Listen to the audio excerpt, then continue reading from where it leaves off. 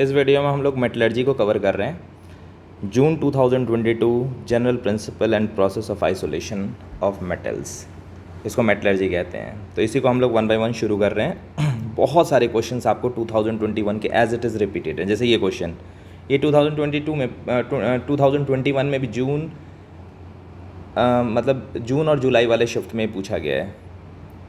Okay, तो एक बार फिर से मैं इसके कॉन्सेप्ट को आपको रिकैप करा देता हूँ। कितने आपको याद रखने हैं भाई? ऐसे तो कुछ भी पूछ देगा, कोई भी और दे देगा, उसका कंपोजिशन पूछ देगा, तो नहीं, जो एनसीईआरटी के हैं बस वही याद रखना है। तो एक बार फिर से देखते हैं एनसीईआरटी ने क्या दिया हुआ है। ये देखो, इतने ही एनसीईआरटी ने दे रखे हैं इंपॉर्टेंट ओर्स। इसी से ये सारे क्वेश्चन जितने भी पूछे जाते हैं इसी से। पहला एल्युमिनियम का सिर्फ एक और है, बॉक्साइट, याद रखना है इसको, Al2O3। इससे ये दो वाटर हटा दोगे तो ये जो बनता है इसको कहते हैं एल्यूमिना। ओके, दूसरा है आयरन। आयरन का हेमाटाइट Fe2O3। Fe2O3 में जो आयरन का ऑक्सीडेशन स्टेट होता है ये +3 होता है, याद रखना इस चीज़ को, ये +3 होता है, वाइल ये दोनों मिक्स्ड हैं, ठीक है ना। मैग्नेटाइट ये मिक्स्ड है, दो और का मिक्सचर है आयरन के ऑक्साइड्स का, FeO एंड Fe2O3, इसीलिए इसको फेर्सोफेरिक भी कहते हैं। तो haematite Fe2O3, magnetite Fe3O4, सैडराइट FeCO3, I think इसमें है भी ये, ठीक है। सैडराइट, कार्बोनेट, कार्बोनेट के दो ही हैं, एक जिंक में आता है कैलामाइन, पता नहीं क्या प्रेम है मेंस वाले को, ये दोनों बहुत पूछते हैं। तो कार्बोनेट के यही दोनों हैं, कैलामाइन एंड सैडराइट, याद रखना, ये भी बहुत बार पूछा गया है। ओके, फिर है आयरन पायराइट, कोई भी पायराइट, ग्लांस, ये सब हो सल्फाइड के ही होते हैं, तो आयरन पायराइट FeS2। ऐसे ही कॉपर का copper pyrite CuFeS2। In fact copper का जो प्रिपरेशन करते हैं हम इसी से करते हैं। फिर मेलाचाइट और बहुत ही इंपॉर्टेंट है, क्योंकि जितने भी एंशियन मोनूमेंट्स हैं इसके कॉपर के, वो सारे ग्रीन कलर के हो जाते हैं ड्यू टू द पोल्यूशन। और उसमें जो ग्रीनिश कलर होता है it is because of the formation of this. जो अपर लेयर है कॉपर का, वो पोल्यूशन में जो CO2 होता है और मॉइस्चर होता है उसके साथ रिएक्ट करके ग्रीन कलर का, ठीक है, मेलाचाइट, ठीक है, ये कंपोजिशन फॉर्म करता है जिससे ग्रीनिश कलर के हो जाते हैं वो। क्यूपराइट Cu2O, याद रखना है, क्यूपराइट ऑक्साइड ऑफ कॉपर है। कॉपर ग्लांस, ठीक है, CuS, जितने भी ग्लांस वगैरह भी होते हैं वो भी सल्फाइड के हैं। तो ये 4 हो गए। इसमें जिंक ब्लेंड या स्फेलेराइट, ये बहुत बार पूछा जाता है। जिंक ब्लेंड तो नहीं पूछता है, स्फेलेराइट बहुत पूछा जाएगा। ZnS का, ठीक है, जिंक सल्फाइड। कैलामाइन, ZnCO3, मैंने बताया ना कार्बोनेट के दो ही हैं, एक सैडराइट एक कैलामाइन। Zincite ZnO। तो ये आप याद रख लो। इसके अलावा आप कहोगे सर कुछ और, मैं कहूँगा एक चीज़ और याद रख लो, तो अल्टीमेट। देखो, जेम स्टोन होते हैं वो Al2O3 में इम्प्योरिटी से बनते हैं। अगर Al2O3 में क्रोमियम इम्प्योरिटी आ गई तो रूबी होगा, और अगर कोबाल्ट इम्प्योरिटी आ गई तो सफ़ायर होगा, ठीक है। तो ये भी एक पूछा जाता है, बस इतना याद रखो, सारा काम हो जाएगा। तो अब देखो वो क्वेश्चन कैसे होता है ईजिली। ये आ गया हमारे पास क्वेश्चन। अब देखो चुटकियों में आप मैच कराओगे, इसमें तो एक दो मैच होने से हो जाता है। देखो कैलामाइन आ गया ना, मैंने बताया था ना, कैलामाइन, पता नहीं क्या प्रेम है, बहुत पूछा जाता है, ठीक है। देखो स्फेलेराइट भी आ गया, ठीक है, सीधा मैच कराओ, ठीक है। अरे यार मैंने उल्टा कर दिया, स्फेलेराइट सैडेराइट, सैडेराइट सीधा मैच कराओ। गैलेना, ये तो ऐसे ही याद रखना आप, ठीक है, लेड का है। और स्फेलेराइट जिंक, जिसको जिंक ब्लेंड भी कहते हैं हम लोग, ZnS स्फेलेराइट। तो ये हमारा मैच हो गया एकदम। एनसीईआरटी के जो लिस्ट है बस उसी से हर साल क्वेश्चन पूछे जाते हैं डायरेक्ट मैट्रिक्स मैच के। चलो आते हैं सेकेंड क्वेश्चन पे। अब कह रहा है which of the following reaction is halls Harold's process. देखो ये एल्युमिनियम की मेटलर्जी है, तो एक काम करते हैं, अब एल्युमिनियम की मेटलर्जी मिला तो पूरा ही ख़त्म कर देते हैं कि कभी अब झंझट ही ना रहे एल्युमिनियम में। तो देखो एल्युमिनियम की प्रोसेसिंग शुरू होती है Al2O3.2H2O बॉक्साइड से। ये इम्प्योर बॉक्साइड है। अब ये इम्प्योर है तो पहले तो इसकी प्योरीफिकेशन करेंगे, जिसको कंसनट्रेशन ऑफ ओर का पार्ट होता है। तो इसके लिए हम लीचिंग यूज़ करते हैं, तो इसको लीच करना है आपको। अब लीच के लिए इसमें NaOH यूज़ किया जाता है, याद रखना। NaOH पूरा प्रोसेस होता है, NaOH से ये NaAlOH होल 4 या NaAlO2, जो भी आपको बनाना है बना लो, दोनों ही कॉम्प्लेक्स लिखे जाते हैं इसमें।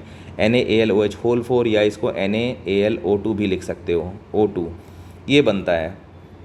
उसके बाद हम इसको CO2 से ट्रीट करते हैं। इसका रीज़न ये होता है क्योंकि इसके साथ जो सैंड होता है ना वो भी फॉर्म कर देता है, ठीक है, ये भी फॉर्म कर देगा Na2SiO3, ये भी सॉलेबल होता है, तो ये भी सॉलेबल, ये भी सॉलेबल। तो इसके बाद हम CO2 से इसको पास करते हैं, तो CO2 को से पास करने पे ये जो है ये प्रेसिपिटेट दे देगा, AlOH होल 3 का जेल वाइट PPT दे देगा। वाइल ये जो है ये सॉलेबल रह जाएगा Na2SiO3, और ये सॉलेबल है, घुला हुआ है, तो इसको फ़िल्टर करके हम इस सॉलिड को अलग कर लेते हैं। उसके बाद इसको हीट करते हैं तो हमें Al2O3 प्योर मिल जाता है। तो देखो हमने क्या किया, इम्प्योर से शुरू किया, प्योर मिल गया। इस पूरे प्रोसेस को कहते हैं, जिसमें इसकी प्योरीफिकेशन की जा रही है, लीचिंग। लीचिंग क्यों? क्योंकि सॉल्वेंट को यूज़ करके हम इसको प्योरीफाई कर रहे हैं। तो इस पूरे प्रोसेस को कहा जाता है बेयर्स प्रोसेस, याद रखना इस चीज़ को। अब उसके बाद ये जो फॉर्म हुआ है Al2O3, अब इसका रिडक्शन किया जाता है, इसमें कार्बन रिडक्शन को यूज़ किया जाता है। ठीक है, इलेक्ट्रोलाइसिस करते हैं हम, कार्बन का इलेक्ट्रोड यूज़ करके, इलेक्ट्रोड होता है ग्रेफाइट इलेक्ट्रोड को यूज़ करके इसकी इलेक्ट्रोलाइसिस। जैसे ही आप इलेक्ट्रोलाइसिस करोगे ना, तो इलेक्ट्रोलाइसिस करते ही एल्यूमिनियम मिल जाएगा और ये O2 देगा, जो कि कार्बन से रिएक्ट करके आपको CO2 या CO depending on the temperature कुछ भी दे सकता है। तो यही है पूरा रिएक्शन। ठीक है, एल्यूमिनियम की मेटलर्जी। अब इसमें देखो लीचिंग आया है, तो लीचिंग के बारे में भी थोड़ा सा बता देता हूँ मैं।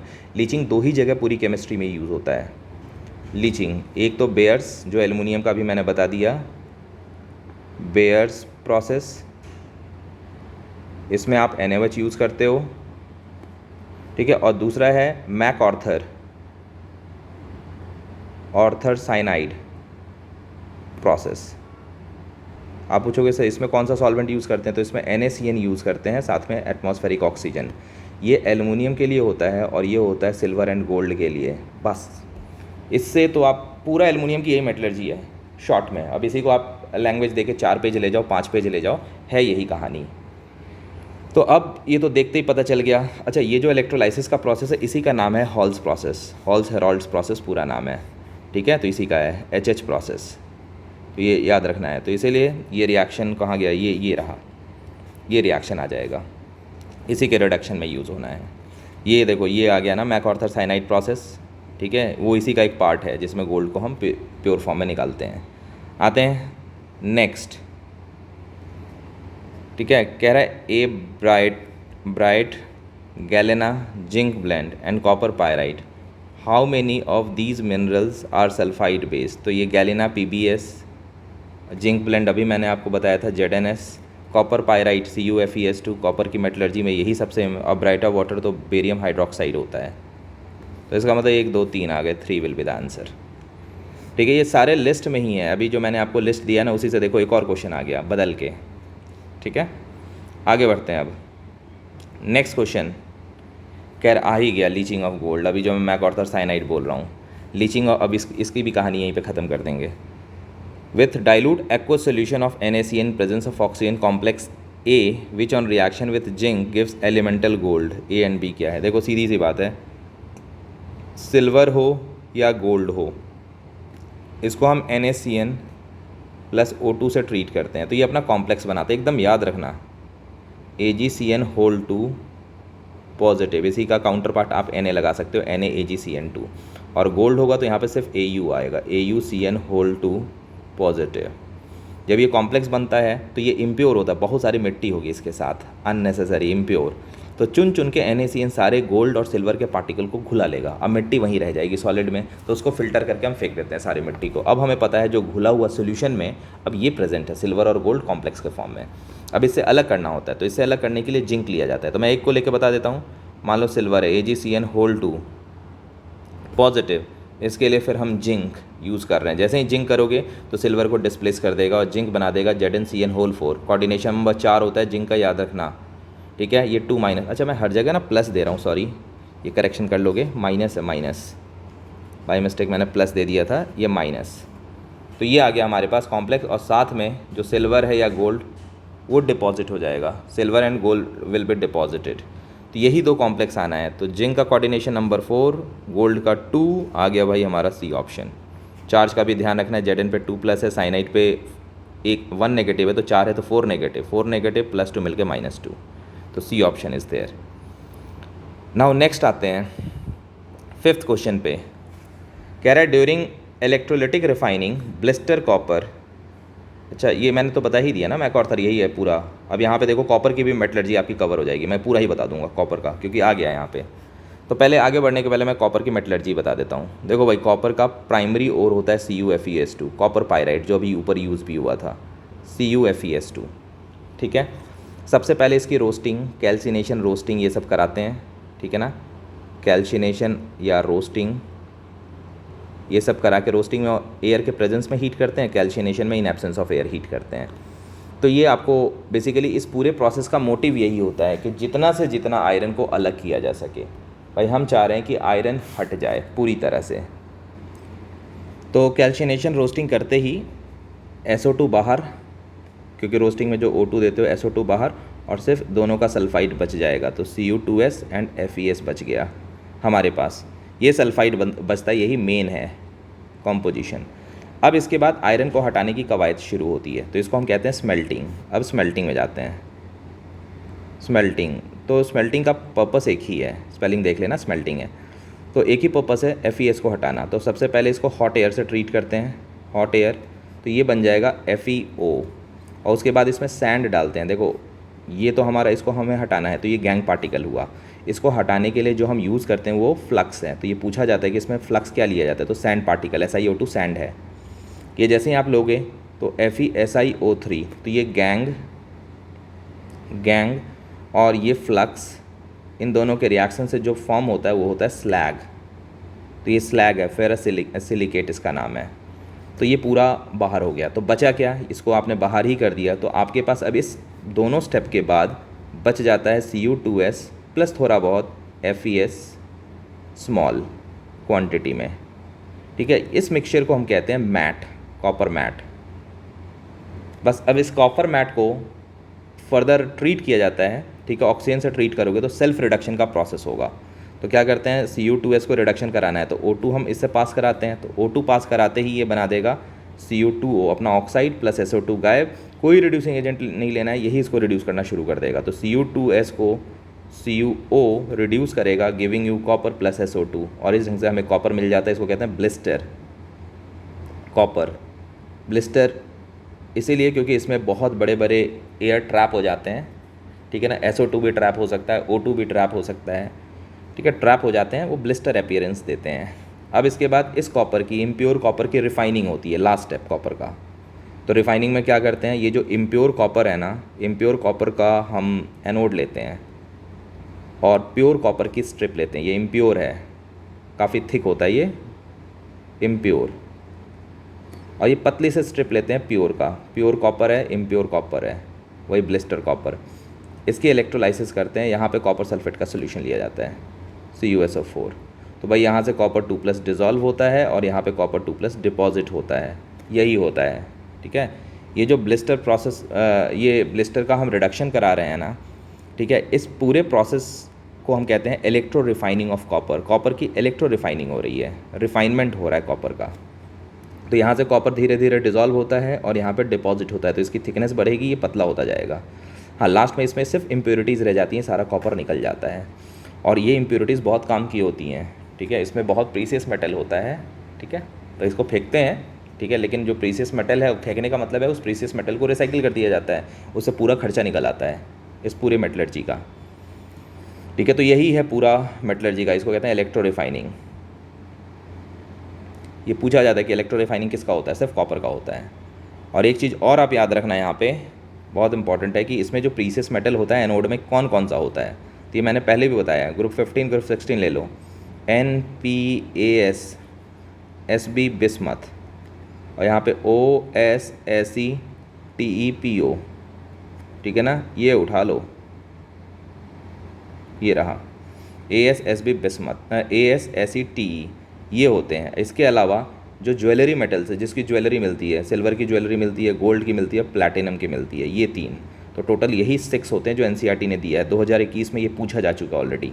तो इसको याद रखने का ये तरीका है कि ये सारे प्रीसियस मेटल एनोड मड में बच जाते हैं, जिसकी रिसाइकलिंग से इसका खर्चा निकल आता है। तो अब देखते हैं पूरी मेटलर्जी के बाद ये क्वेश्चन कितना ईजी हो जाएगा। During electrolytic refining blister copper deposit precious metal, ही तो वही आ गया, थ्योरी का ही पार्ट है। Yes, this is correct. कहता है in the process of obtaining pure copper by electrolysis method, copper blister is use to make anode. अभी मैंने बताया ही कि ब्लिस्टर इम्प्योर कॉपर का ही एनोड हम बनाते हैं, प्योर कॉपर स्ट्रिप का कैथोड बनाते हैं। तो भाई ये भी करेक्ट है, तो both the statement is correct. Okay, now heading for the 6th, छठे क्वेश्चन पे। ये एलिंगम का है, एक बार एलिंगम फिर से मैं रिकैप करा देता हूँ। एलिंगम में डेल्टा जी वर्सेस टी का ग्राफ होता है। पहला चीज़, delta G not versus temperature का ग्राफ होता है ऑक्साइड्स का। दो मेटल ऑक्साइड हैं, ठीक है, एक मेटल ऑक्साइड ऐसे और एक मेटल ऑक्साइड ऐसे, ठीक है, या ऐसे ही लेते, पूरा ही नीचे लेते हैं। ये मेटल ऑक्साइड ऐसे, मान लो ये मेटल M1 का ऑक्साइड है, ये M का है ऑक्साइड का ग्राफ, इसके डेल्टा जी का ग्राफ है ये, और ये M डैश के ऑक्साइड का मेटल ग्राफ है, M-O2 का ये ग्राफ है। अब कौन मेटल किसको रिड्यूस करेगा? तो जिसका भी ग्राफ नीचे होता है ना, वो ऊपर वाले मेटल के ऑक्साइड को रिड्यूस कर देगा, यानी MO2 को M डैश रिड्यूस कर देगा, लेकिन M-O2 को M रिड्यूस नहीं कर पाएगा। तो पहला तो रूल ये है कि नीचे वाला ऊपर वाले के ऑक्साइड को रिड्यूस कर देगा, ठीक है। ये डेल्टा जी और टी का ग्राफ होता है, ठीक है, कहीं यहाँ पे जीरो होता है, बाकी ये सारी वैल्यूज़ नेगेटिव होती हैं। इसमें कार्बन के लिए याद रखना, कार्बन के लिए जो ग्राफ होता है स्ट्रेट और फिर डाउनवर्ड जाता है, तो इसीलिए ऑलमोस्ट किसी न किसी टेम्परेचर पे हर मेटल की वो नीचे जाएगा। तो जिस टेम्परेचर से आगे में वो नीचे चला जाएगा, ठीक है, उस टेम्परेचर से हायर पे इस मेटल के ऑक्साइड को रिड्यूस कर पाएगा। इसीलिए वो ऑलमोस्ट हर, क्योंकि सारे मेटल्स के क्या होते हैं, ऊपर की तरफ ग्राफ जाते हैं, कार्बन नीचे की तरफ, तो कहीं ना कहीं किसी न किसी टेम्परेचर पर वो हर मेटल के नीचे जाएगा। और जब वो हर मेटल के नीचे जाएगा, इसीलिए carbon reduction process is very common one पूरे मेटलर्जी में। तो कार्बन का याद रखना, जो delta G versus T graph होगा वो डाउनवर्ड जाएगा। तीसरा चीज़ मैं बताता हूँ कि कहीं कहीं आपको ऐसे मिलेगा ग्राफ और इसका स्लोप बदल गया। ये स्लोप जो बदला है ना, दो जगह बदलेगा स्लोप। तो एक जगह ये मेल्टिंग को रिप्रेजेंट करता है, दूसरी जगह बॉइलिंग को करता है। इतनी ही कहानी है, कभी भी कोई आए बस इतना चीज़ ध्यान रखो, आराम से कर सकते हो। तब देखते हैं ये क्या कह रहा है। कह रहा है according to the Ellingham diagram any metal oxide with higher delta G nought, जिसकी हायर डेल्टा जी नॉट है, ठीक है, is more stable than the one with lower delta G. तो पहले ही गलत, ठीक है, जो ऊपर वाला है उसी को नीचे वाला रिड्यूस कर रहा है ना, तो इसका मतलब ऊपर वाला ऑक्साइड अनस्टेबल हुआ ना, तभी तो नीचे वाले ने उसको रिड्यूस कर दिया और अपना ऑक्साइड बना दिया। तो जो नीचे वाला है वो ज़्यादा स्टेबल होना चाहिए, ना कि ऊपर वाला। तो कह रहा है any metal oxide with higher delta G, जिसका डेल्टा जी हायर है, will more stable than with lower delta G nought. भाई ये तो गलत। अब आगे बढ़ते हैं। कह रहे the metal involve in the formation of oxide placed lower, metal involved in the formation of oxide placed lower in the Ellingham diagram can reduce the oxide of metal placed higher। अभी मैंने बताया higher वाले को lower वाला reduce कर सकता है, तो दिस इज़ करेक्ट। तो बस हो गया ख़त्म। तो देखते हैं क्या कह रहा है। Statement 1 and statement 2 are correct. गलत, पहला गलत, दूसरा correct, D option. Now heading for the next. ये फ्रोथ है, फ्रोथ, एफ था, मिस हो गया। The role of depressant in froth flotation method is, ठीक है। तो एक बार आते हैं, देखते हैं क्या रोल है। देखो भाई इतना ही है फ्रोथ फ्लोटेशन मैथड, इसके पहले भी आया है, देखो मैंने ऑलरेडी समझाया वो भी है कि इसके पेपर के लिए। तो एक बार फिर से मैं बताता हूँ क्या है फ्रोथ फ्लोटेशन मैथड। देखो पहले तो सबसे पहला, froth flotation mainly use for the sulphide ore, सिर्फ सल्फाइड ओर के लिए हम यूज़ करते हैं, ठीक है। होता क्या है, जो सल्फाइड ओर है पानी में नहीं रहना चाहता, ये वाटर रिपेलेंट होता है, तो इसको हम क्या करते हैं, पानी में दो चीज़ देते हैं, एक तो खुद पानी हो गया और बबल्स हो गया। तो जो भी सल्फाइड होगा बबल के अंदर जाके बैठ जाएगा, ठीक है, और जो सैंड होगी या इम्प्योरिटीज़ होगी वो पानी में एब्जॉर्ब हो जाएगी, और पानी को एब्जॉर्ब करके ये हैवी हो जाएगी और नीचे की तरफ जाएगी, और जितने सल्फाइड हो रहे बबल के अंदर ट्रैप होकर ऊपर की तरफ जाएंगे, ठीक है। तो गैंग पार्टिकल, वही इम्प्योरिटीज़ को हम गैंग पार्टिकल कहते हैं, वो वाटर एब्जॉर्बर होते हैं और वो नीचे की तरफ जाएंगे। अब ये बबल को स्टेबलाइज़ करना होता है, नहीं तो बबल तुरंत ब्रस्ट हो जाएगा, उसकी लाइफ ही नहीं रहेगी। तो इसको स्टेबलाइज़ करने के लिए हम कुछ ऐड करते हैं। तो दो चीज़ होता है, एक होता है कलेक्टर जो फ्रोथ बनाता है, और दूसरा होता है स्टेबलाइज़र जो फ्रोथ को स्टेबलाइज़ करता है। कलेक्टर मतलब जो फ्रोथ बनाएगा वही तो कलेक्ट करेगा ना, उसी में तो जाके ये जितने भी सल्फाइड ओर से जाके बैठेंगे। तो कलेक्टर की लिस्ट याद रखना आप। इन्हेंसेस वेटेबिलिटी, नॉन वेटेबिलिटी को इन्हेंस करता है, ये तो ऐसे ही है, मेन ये याद रखना। Pine oil, fatty acid and xanthates, ठीक है, एकदम याद रखना है, भूलना नहीं है। स्टेबलाइज़र याद रखना, cresol and aniline are the stabiliser.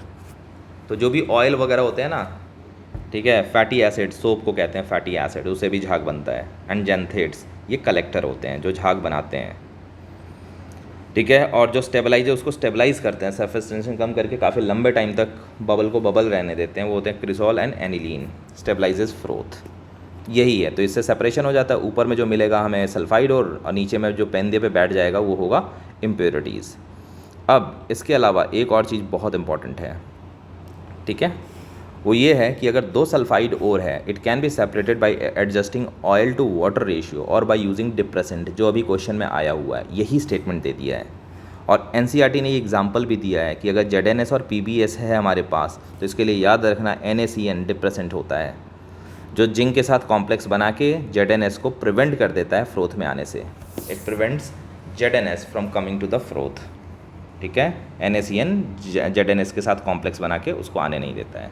तो इतना ही है, ठीक है, कभी भी आएगा इतने से ही आएगा फ्रोथ फ्लोटेशन के क्वेश्चन से, चाहे ये पूछेगा यही सब होगा।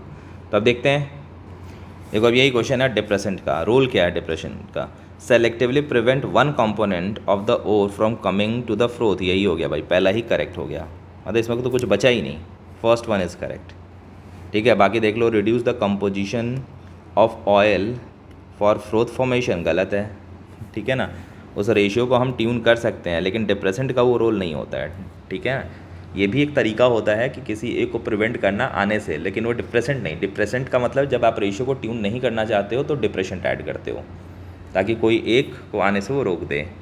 स्टेबलाइजेस फ्रोथ, ये तो स्टेबलाइजर का काम है। Enhances non wettability of the mineral particle, भाई ये भी गलत हो गया, ये तो कलेक्टर का काम है, तो इसलिए first one is correct. Now heading for the next, 8th पे आते हैं, ये आ गया हमारे पास। देखते हैं कंसंट्रेशन ऑफ गोल्ड ओर, ये तो अभी मैंने बताया है। Leaching, concentration of gold or NaCN MacArthur cyanide process से हम करते हैं, ठीक है। क्या करता है, गोल्ड को डिज़ोल्व कर लेता है कॉम्प्लेक्स बना के, जो अभी गोल्ड और सिल्वर को, तो इसका तो मैच NaCN से हो गया। लीचिंग ऑफ एल्यूमिना, अभी मैंने बताया था NaOH के साथ, बेयर्स प्रोसेस जो आया था। फ्रोथ स्टेबलाइजर देखो एनिलीन, अभी फ्रोथ का भी आ गया था। ब्लिस्टर कॉपर, उसके साथ SO2 निकलता है, कहानी ख़त्म। क्वेश्चंस बहुत इजी होंगे, एकदम NCERT बेस्ड, इसीलिए आप मेरे प्रीवियस वीडियो भी देख के चले जाओगे, सारे क्वेश्चंस हो जाएंगे, क्योंकि पूरी मेटलर्जी कवर हो जाती है, जितने क्वेश्चन है उसी में कवर हो जाती है। आप कह रहे देखो फिर से लीचिंग ऑफ गोल्ड आ गया, because they don't have a choice. Leaching of gold with cyanide ion in absence of air, cyanide ion in absence of air leads to the cyano complex of AU3, ये तो गलत हो गया भाई, air के presence में होता है ना कि एब्सेंस में, तो इसने तो एब्सेंस दे दिया, ठीक है, तो इसीलिए ये गलत हो गया, ठीक है। नेक्स्ट आते हैं, zinc is oxidised during the displacement reaction carried out for the gold extraction, ये सही है। AuCN होल 4 2 नेगेटिव, यही आप लेते हो, इसमें जिंक लेते हो तो जिंक इसकी जगह बैठ जाता है, यानी ये ऑक्सीडाइज होता है। ZnCN होल 4, ये सॉरी 2 है, ओह AgCN2 माइनस, मैं जिंक वाला लिख दिया था, होल 4 2 नेगेटिव, ठीक है, प्लस Au बनता है। तो देखो यहाँ जिंक 0 से +2 ऑक्सीडेशन स्टेट में ऑक्सीडाइज हुआ, इसका ऑक्सीडेशन हुआ, तो वही कह रहा है, ठीक है। गोल्ड एक्सट्रैक्शन में जिंक ऑक्सीडाइज होता है, तो दिस स्टेटमेंट इज़ करेक्ट। तो first is false, second is correct, ये D option. Now heading for the 10th, अब 10th पे आते हैं। कह रहा है असर्शन में है, magnesium can reduce Al2O3 at temperature below 1350 degree centigrade, while above 1350 degree centigrade aluminum can be reduced by MgO। ये तो यार रटने का क्वेश्चन हो गया, एक्चुअल में होता क्या है, इसका एलिंगम पता होना चाहिए हमें, और इसने एब्सोल्यूट डेटा पूछा है, ठीक है। देखते हैं, द मेल्टिंग, किसी एक से पकड़ने की कोशिश करते हैं। कह रहा है the melting and boiling point of magnesium are lower than aluminium, ये स्टेटमेंट तो करेक्ट है, ठीक है। मैग्नीशियम की मेल्टिंग और बॉइलिंग पॉइंट तो एल्यूमिनियम से कम होगी, लेकिन फर्स्ट वन वाले में मैं भी आपकी हेल्प नहीं कर पाऊँगा। हाँ, ये है कि मैग्नीशियम इसको रिड्यूस कर देगा, लेकिन 1350 से ऊपर में क्या एल्यूमिनियम उसको रिड्यूस कर पाएगा, ये हमें एलिंगम से ही देखना पड़ेगा। तो अभी मैं इस क्वेश्चन को ड्रॉप कर रहा हूँ, क्योंकि इस पार्ट में मैं आपकी कोई हेल्प नहीं कर पाऊँगा, क्योंकि सारे ग्राफ हम थोड़े ही याद कर सकते हैं। ये करेक्ट कब होगा, अगर ग्राफ ऐसा एलिंगम का हमें मिल जाए टी, कि स्टार्टिंग में मैग्नीशियम के ऑक्साइड का ग्राफ नीचे है और बाद में एल्युमिनियम का, ये एल्युमिनियम का ग्राफ हो, मान लो Al+O2 Al2O3 का हो, Al2O3 का हो, और ये वाला जो है मैग्नीशियम का हो, Mg+O2 MgO का हो, तो इस टेम्परेचर से नीचे में मैग्नीशियम तो रिड्यूस कर ही देगा Al2O3 को, क्योंकि इसका ग्राफ नीचे है। बाद में जाके एल्युमिनियम का ग्राफ नीचे हो जा रहा है, तो उसके बाद एल्युमिनियम उसको रिड्यूस करेगा। ठीक है, तो अगर ऐसा हुआ एलिंगम में तभी हम बता सकते हैं। और जो कट टेम्परेचर जहाँ पे ओवर पास कर रहा है ये 1350 डिग्री सेंटीग्रेड होना चाहिए।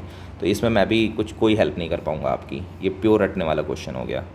चलो आगे बढ़ते हैं। Next, in the metallurgical extraction of copper following reaction is used. अभी मैंने आपको कॉपर की मेटलर्जी बता ही दी है, तो Fe एकदम सही है, ये तो यूज़ होता ही है ना, यही तो होता था स्लैग, गैंग पार्टिकल। ठीक है, इसमें आपने डाला फ्लक्स और ये बन गया, दोनों रिएक्ट करके स्लैग, यही था। तो Fu and this are gangue particle and flux, नहीं गैंग पार्टिकल एंड स्लैग होना चाहिए, gangue particle and slag D. ये इम्प्योरिटीज़ होती है, FeS वो बाद में FeO बन जाता है, तो सब इम्प्योरिटी ही है। और SiO2 जो आप इसको हटाने के लिए ऐड करते हो, ठीक है, ये गैंग पार्टिकल है, और दोनों के रिएक्शन से जो बनता है वही स्लैग। नेक्स्ट आते हैं, in the isolation of which one of the following metal from their ore the use of cyanide salt is not commonly involve. Cyanide salt किस में यूज़ नहीं होता है? Which one of the following metal, isolation of which one of the following metals from their ores the use of cyanide salt is not commonly. ये देखो इसमें दो तो हमें दिख रहा है, ठीक है, और जिंक को आप लिस्ट में से ले रख सकते हो, क्योंकि देखो ZnS और PbS जो फ्रोथ फ्लोटेशन हमने किया था उसमें हमने NaCN को लिया था एज अ डिप्रेसेंट। ठीक है, अभी जो हमने देखा था ना, जिसमें मैंने कहा था कि जिंक को वो रोक देता है उसमें जाने से, ठीक है, फ्रोथ में, तो उसी बेसिस पे जिंक इसमें भी यूज़ होता है। तो इसमें पूछा है नॉट, तो नॉट में फिर यही डी ऑप्शन हमारा करेक्ट हो जाएगा। तो D will be the correct option, ये हो जाएगा। अब आते हैं लास्ट क्वेश्चन इस पेपर का। फिर से देखो ये मैच करने का आ गया, ठीक है, जो मैंने बताया उसी से देखो, मेलाचाइट देखते ही आप बताओगे कि मेलाचाइट इसके साथ मैच होगा, इसके साथ बताया था ना, ग्रीन कलर का, कॉपर के पोल्यूशन के कारण जो कॉपर के पुराने मोनूमेंट्स हैं वो ग्रीन हो जाते हैं, वो इसी के कारण होता है। ठीक है, बाकी आप साइडेराइट ये तो पता ही है, कार्बोनेट होगा। ठीक है, कैलामाइन देखो जिंक का कार्बोनेट, मैंने बताया ये पता नहीं क्या मेंस को प्यार है, बहुत पूछा जाता है। स्फेलेराइट ZnS, तो 1 2 3 4 यही डायरेक्ट मैच हो गया, फर्स्ट ही ऑप्शन दिख रहा है। ओके, तो इतने ही क्वेश्चन हैं मेटलर्जी में, ठीक है। और अब इसके बाद जो मेरा वीडियो आएगा वो हाइड्रोजन का आएगा। तो हाइड्रोजन और सरफेस केमिस्ट्री ये दो कवर करते ही पूरा हमारा इनऑर्गेनिक और ऑर्गेनिक कवर हो जाएगा। ठीक है, फिज़िकल की अभी कोई गारंटी नहीं है, क्योंकि फ़िज़िकल में थोड़े से लेंदी कैलकुलेशन होते हैं, इसीलिए उसको मैं डाउन द लाइन रख रहा हूँ। कल से फिज़िकल का होगा, आई कांट गारंटी कि मैं एक दिन में 3 वीडियो बना पाऊँगा, एक वीडियो तो डेफिनेटली आता रहेगा। इसीलिए फ़िज़िकल के ऑलरेडी 2 तो मैंने कर ही दिए हैं, केमिकल और आयनिक, और मोस्ट प्रोबेबली मैं कोशिश करूँगा एग्ज़ाम के पहले 3 कर दिए मैंने, आयनिक, केमिकल, थर्मोडायनेमिक्स। तो मोस्ट प्रोबेबली एक लास्ट 2 और मैं कर दूंगा तो मेन कवर हो जाएगा हमारा लिक्विड सोल्यूशन एंड इलेक्ट्रोकेमिस्ट्री। ठीक है, उसके बाद फिर अगर एक दिन मैं कोशिश करूंगा कि कल तक इलेक्ट्रो और लिक्विड में लॉन्च कर दूं और परसों chemical kinetics and solid state कर दूं, तो ऑलमोस्ट मेजर हमारे कवर हो जाते हैं। Okay, that's all, thanks for watching.